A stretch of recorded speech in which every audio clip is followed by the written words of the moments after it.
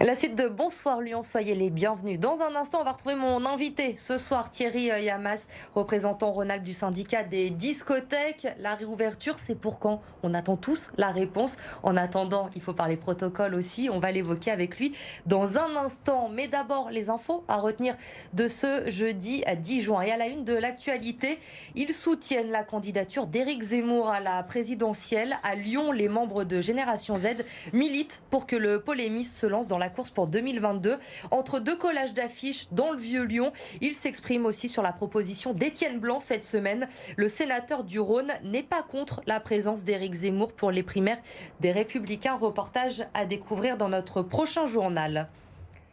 C'est sans doute la fin d'un très long combat pour ces restaurateurs de Lancier dans le Beaujolais. Ils avaient porté plainte, souvenez-vous, contre leur assureur pour non-respect du contrat. Dans un contexte de pandémie, ils avaient été déboutés, mais AXA a finalement décidé d'indemniser l'ensemble de ses clients, 15 000 clients professionnels au total, une enveloppe de 300 millions d'euros, ce qui représente environ 20 000 euros par établissement en moyenne. Et puis devenir propriétaire en achetant 2 fois moins cher que le prix du marché, c'est possible grâce au bail réel solidaire. La métropole compte construire 1000 logements par an pour les classes moyennes. La première résidence doit être livrée justement à Villeurbanne en 2023.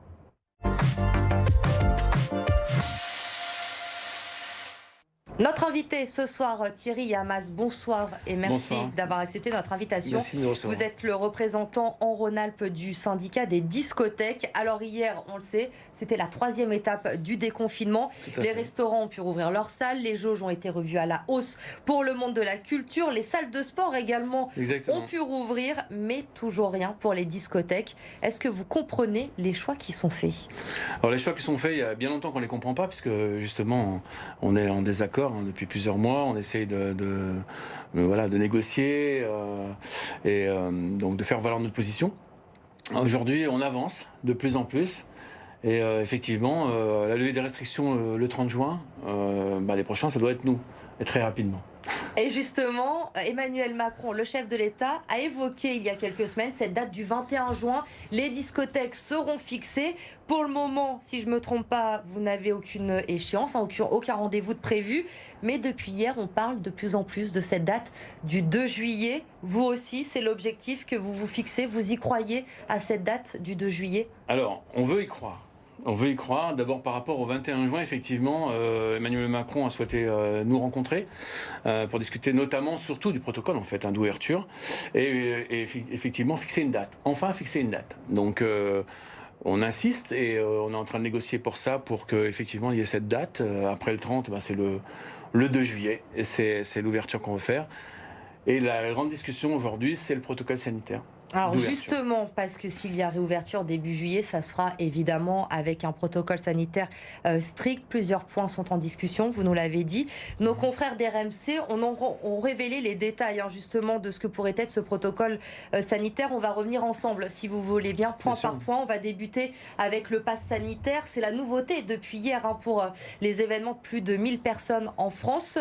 Si réouverture des discothèques le 2 juillet, il sera obligatoire selon vous ce pass sanitaire? Le pass sanitaire, je dirais que ça fait très longtemps qu'on l'a proposé, ça fait très longtemps qu'on est convaincu effectivement, c'est la sécurité maximale sanitaire.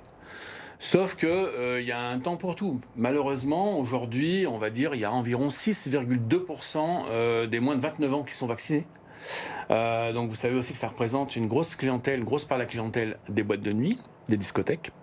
Donc aujourd'hui, ça en passe par là. Donc c'est pour ça qu'on demande des tests antigéniques.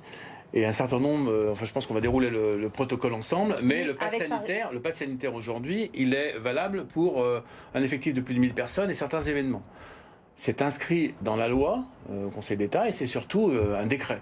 Donc avant de modifier la loi et de faire valoir un autre décret, nous aménageons la possibilité de faire valoir un pass sanitaire, il y a quand même un délai du temps.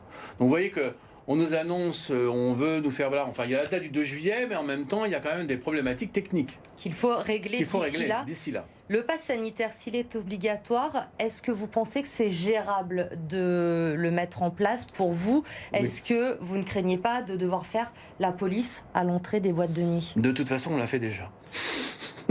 Et vous le savez, et tout le monde le sait. C'est bien ce qu'on dit depuis très longtemps. C'est-à-dire que nous, on est capable effectivement de la faire à un moment donné, de faire entrer les gens, de faire respecter certaines choses qu'ils ne respectent pas déjà ailleurs, hein, souvent. On l'a vu ces derniers temps. Mais chez nous, en règle générale, on a des services d'ordre, de sécurité, etc. et ils la respectent. Sinon, ils sont dehors. Donc ça ne vous inquiète absolument pas par rapport à ça. Est-ce que selon vous, pour cette réouverture, il y aura une jauge, quelle que soit la taille des établissements? Oui. Vous ne pouvez pas faire autrement? Oui, on est obligé, on est en grande discussion forcément avec le ministère. Vous voulez, je crois, 85%. On veut et 85, ils veulent 65%, voilà. Mais on accepterait 65%. Du moins, en tout cas, en ce qui concerne le premier mois de juillet. On aimerait qu'il n'y ait plus de jauge en ce qui concerne le mois d'août. Il faut savoir aussi que 35% environ du chiffre d'affaires des clubs discothèques se fait à cette période de l'été, à cette période estivale. Donc on peut pas se permettre, certains ne peuvent pas se permettre de rater un deuxième été. Alors, on poursuit ce protocole sanitaire. Quid maintenant du masque qui est obligatoire en intérieur aujourd'hui? Est-ce que réellement on peut envisager de voir les discothèques rouvrir et de voir tout le monde dans la discothèque porter un masque? Alors ça, c'est une de nos conditions, pas de masque à l'intérieur. Pas de masque à l'intérieur, la possibilité de boire effectivement à une table, avec une table de 6 personnes, etc., pour éviter justement qu'il y ait des engorgements, au niveau du bar notamment, donc des rapprochements trop importants, etc. Mais c'est vrai que piste de danse ouverte et pas de masque. Pas de masque, donc c'est ce que vous demandez. Respecter les gestes barrières dans une discothèque. Si vous voulez venir faire la fête, à un moment donné, je veux dire, ça fait partie, voilà. Vous êtes vacciné, vous avez fait tout ce qu'il faut, on a pris la sécurité, un maximum de sécurité, et à un moment donné, il faut savoir aussi, faire la fête sans les masques. Hein. Et en étant toujours prudent quand même. Toujours prudent. Évidemment. Oui, ça n'empêche pas. Mais voilà, les gens ont trop envie de danser, trop envie de s'amuser. Enfin, je veux dire, ça fait trop de mois que ça dure. Parce qu'il n'y a pas que l'effet club discothèque. Effectivement, on a une corporation qui a plus souffert depuis 15 mois. Mais aujourd'hui, tout le monde a envie de danser, a envie de s'amuser. Et les protocoles qu'on nous obligerait, par exemple par rapport via un pass sanitaire, etc., on voudrait que les gens qui aient la même activité que nous, eux aussi aient les mêmes restrictions, les mêmes contraintes. Que tout le monde soit logé à la même enseigne. Tout le monde logé à la même enseigne, sachant qu'on est en train de discuter aussi pour effectivement qu'on ait notre ouverture à 7h du matin, qui permettrait effectivement d'étaler un petit peu aussi les choses, parce qu'on aurait une restriction au niveau de la jauge. Donc voilà. Vous êtes fermé, vous me le disiez, depuis de longs mois, depuis le début de cette crise, 15 mois, mars 2020. Tout à fait. Fermeture de toutes les discothèques en France. La réouverture au début du mois de juillet, c'est clairement une question de survie aujourd'hui. C'est une question de survie et c'est en même temps une problématique. Pourquoi ? Parce qu'il faut se mettre en place. Il faut refaire venir le personnel. Beaucoup sont partis, 60% environ du personnel est parti. Il faut les recruter. Il faut avoir aussi, je dirais, toutes les autorisations d'exploitation, parce qu'il y a des commissions de sécurité qui n'ont pas été passées pour certains établissements, enfin, etc., etc. Donc chez nous, on a des protocoles très stricts déjà, avant de commencer. Donc il faut savoir que tout ça, ça va mettre dans la balance aussi. C'est pour ça qu'on veut ouvrir le plus vite possible, 3 semaines, 4 semaines, c'est possible. Mais il faut se dépêcher, donc voilà. Il faut que tout le monde nous aide. Selon l'UMI, 1600 discothèques en France aujourd'hui, 152 auraient définitivement fermé déjà aujourd'hui. Oui. Vous estimez à combien ceux qui ne pourront pas se relever de cette crise? Un quart, à peu près un quart.